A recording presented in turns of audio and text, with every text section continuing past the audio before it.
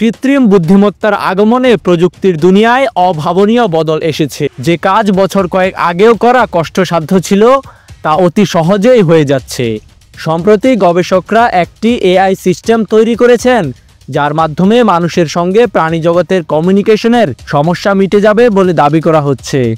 The earth স্পিরিজ project নামে একটি non profit organisation সম্প্রতি প্রকাশ্যে এনেছে এই এআই সিস্টেম, যার নাম নেচার এলএম।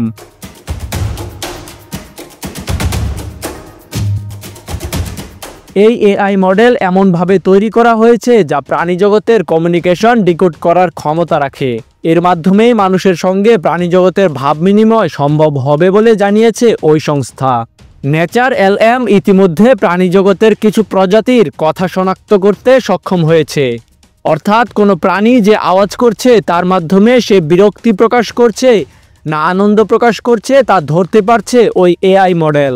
এই মডেলকে বিভিন্ন ইনপুট দিয়ে প্রশিক্ষিত করা হচ্ছে। বিভিন্ন প্রাণীর ডাক, প্রাণীদের বিভিন্ন আওয়াজের পার্থক্যের পাশাপাশি মানুষের ভাষাও শেখানো হচ্ছে।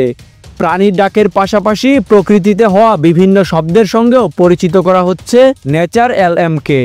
বিভিন্ন প্রাণীর আওয়াজ শনাক্ত করে সে ভাব সম্পর্কে মানুষকে অবহিত করাই এই কৃত্রিম বুদ্ধিমত্তা মডেলের লক্ষ্য। ইতিমধ্যে এই এআই মডেল বিভিন্ন পাখির ডাক চিনতে শিখেছে বলে দাবি গবেষকদের। এমনকি ওইসব পাখির ডাকের মধ্যে পার্থক্য করতে পারছে। পাখির ডাকের মোবাইল রিংটোন এবং সত্যিকার পাখির ডাকের ফারাকও বুঝতে সমর্থ হয়েছে নেচার এলএম। তবে এখনও এই মডেল গবেষণা স্তরেই রয়েছে। গবেষকরা জানাচ্ছেন এআই মডেলকে প্রশিক্ষণ দিতে বেশ কিছু সমস্যার সম্মুখীন হতে হচ্ছে গবেষকদের। কি সমস্যার সম্মুখীন হচ্ছেন তাও জানিয়েছেন গবেষকরা।